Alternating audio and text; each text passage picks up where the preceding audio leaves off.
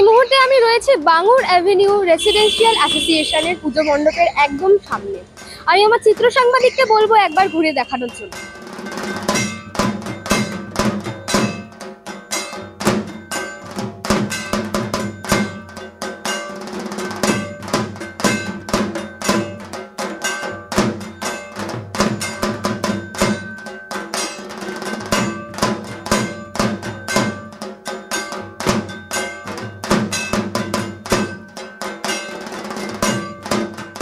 Bangur avenue residence অ্যাসোসিয়েশনের যে মণ্ডপ সজ্জা, সেই মণ্ডপ সজ্জা কিন্তু একেবারেই সাবেকিয়ানার ছোঁয়াতে ভরপুর। উত্তর কলকাতার জমিদার বাড়ির ঠাকুর দালান তুলে ধরেছেন তারা। ঠাকুরের মধ্যেও কিন্তু সাবেকিয়ানার ছোঁয়া রয়েছে। মাতৃমূর্তি চিন্ময়ী, কিন্তু সে মাতৃমূর্তিতে সম্পূর্ণরূপে সাবেকিয়ানাকে তুলে ধরেছে তারা। ঝাড়লণ্ঠন থেকে উত্তর কলকাতার ঠাকুর দালানের জমিদার বাড়ির ধাম, বড় জালনা, খড়খড়ির জালনা থেকে শুরু করে সবকিছুই তারা কারুকার্যের মাধ্যমে তুলে ধরেছে।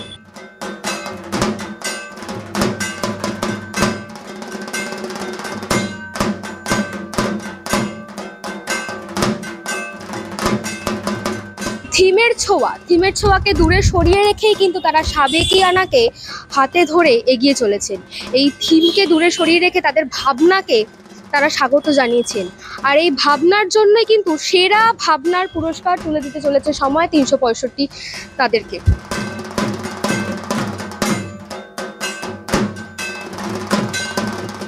Cheers for Bangur Avenue Resident Association. Hip hip hooray! Hip hip hooray! Hip hip hooray! কেমন লাগছে প্রকৃতি? দেখুন, তৃতীয়ার দিন থেকে পুরস্কার আসা শুরু হয়েছে, এটা সবারই ভালো লাগে। আজকে বিকেলে এটা আমাদের দ্বিতীয় পুরস্কার। সময় 365কে আমাদের বাঙুর এভিনিউ রেসিডেন্স অ্যাসোসিয়েশনের পক্ষ থেকে আন্তরিক শুভেচ্ছা। আর আমি চাইবো আপনাদের সবার পুজো ভালো কাটুক। আর আমাদের এই যে ভাবনাকে আপনারা সম্মান জানালেন, এটা আমাদের কমিটির প্রত্যেকের যে এতদিনের পরিশ্রম, সেটাকে আমি সফল হয়েছে বলেই মনে করছি। এই মণ্ডপ দেখে মনে হচ্ছে জমিদার বাড়ির আদলে তৈরি করা। হ্যাঁ, এটা বাড়ি কোঠি বলে একটি জমিদার বাড়ি আছে, তার আদলেই তৈরি হয়েছে। আর এখানে মাও আমাদের সাবেকি প্রতিমা। আমাদের এবারের শিল্পী হচ্ছে মোহন মাসি রুদ্রপাল, স্বনামধন্য শিল্পী। আর আমাদের এই যে প্যান্ডেল ডেকোরেশনের সজ্জা দেখছেন, তমলুকের শ্যামাশ্রী ডেকোরেটর হচ্ছে এবার আমাদের প্যান্ডেলের দায়িত্বে রয়েছে। কততম বর্ষে পড়লো? 70তম বর্ষে এবছর আমাদের পুজো। আর আমাদের যেটা আজকে খুব শুভ দিন আমাদের কাছে, কারণ আজকে অনুষ্ঠানের সূচনাই হয়েছে আমাদের বৃদ্ধাশ্রম, আমাদের ব্লাইন্ড স্কুল এবং আমাদের অরফ্যানেজের যারা আমাদের ছোট ভাই বোনেরা আছেন, তাদের কাছে আমরা আজকে পুজোর উপহার তুলে দিচ্ছি। আমি দেখলাম আপনাদের ব্যানারটা ওটা স্পন্সর করছে কোনো একটা বৃদ্ধাশ্রম, সুরক্ষা বৃদ্ধাশ্রম বলে। তা এই যে সামাজিকভাবে আপনারা এগিয়ে আসছেন, এই যে বিভিন্ন যেগুলো বৃদ্ধাশ্রম বলুন, অরফ্যানেজ বলুন, কিংবা আরও যেগুলো সংগঠন রয়েছে, তাদেরকেও আপনারা সামনে আনছেন এবং তাদের সঙ্গে অ্যাসোসিয়েটেড হচ্ছেন, আমার মনে হয় এগুলো সামাজিক চেতনাগুলো বৃদ্ধি করবে এবং আরও অনেক অনেক মানুষকে এদের সাহায্য করার জন্য, এগিয়ে আসার জন্য অনুপ্রাণিত করবে। পুজো কমিটি মানে তো সারা বছর ধরে তারা কিছু না কিছু কাজ করছে। আপনাদের কমিটি থেকে এরকম কি কাজ? আমাদের বাঙুর এভিনিউ রেসিডেন্স অ্যাসোসিয়েশন সারা বছরই বিভিন্ন ধরনের সামাজিক কাজকর্মে থাকে।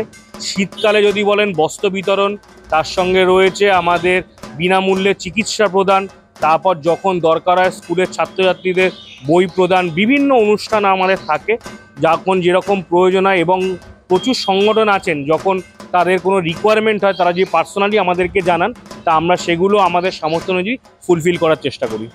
পুজোর মধ্যে বহু মানুষ ভিড় করে ঠাকুর দেখার জন্য। বিভিন্ন পুজো মণ্ডপের বাইরে মেডিকেল ক্যাম্প করা হয়, আপনারাও কি সেরকম কোনো ব্যবস্থা রাখছেন দর্শনার্থীদের জন্য? মেডিকেল ক্যাম্প আমরা তো অ্যাজ ওইভাবে রাখছি না, কিন্তু আমাদের কমিটির মধ্যেই অনেক ডাক্তারবাবু রয়েছেন যারা এই ছুটিটা আমাদের সঙ্গে এখানেই তারা এনজয় করে কাটান।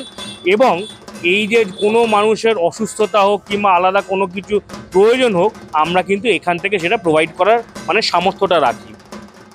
পুজো এবছরের মতন নতুন থিমে আপনারা সবার কাছে তুলে ধরলেন, দর্শনার্থীরা আসবে দেখতে।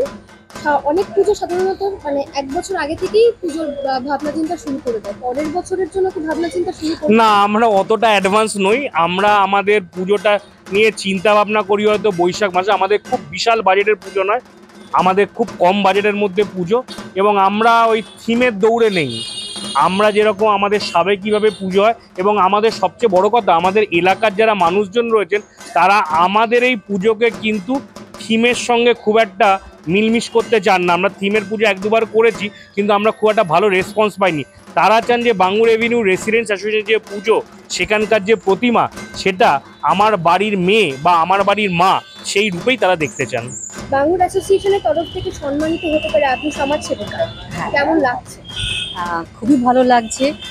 যে কোনো সম্মানই আমাদের, যারা আমরা সামাজিক কাজ করি, আমাদের অনুপ্রেরণা যোগায়।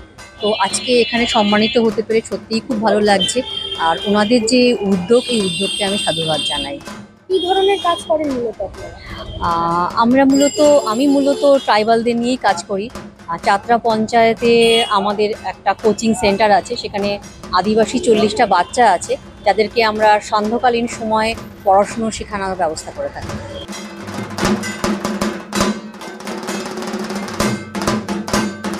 বাঙুর অ্যাভিনিউ রেসিডেন্সিয়াল অ্যাসোসিয়েশনের উদ্যোক্তারা তারা কিন্তু ভীষণভাবেই আপ্লুত এই পুরস্কার পেয়ে, এবং তারা বলছেন তাদের এই যে ভাবনা, তাদের ভাবনার মধ্যে কিন্তু কোনো প্রকার থিমের ছোঁয়া নেই। তারা থিমকে আশ্রয় দিচ্ছে না তাদের এই ভাবনায়, শুধুই তারা সাবেকিয়ানাকে সঙ্গ করে এগিয়ে চলতে চাইছে। ক্যামেরায় শুভদীপ ভট্টাচার্যের সাথে মঞ্জিমা সহেলির রিপোর্ট, সময় 365 কলকাতা।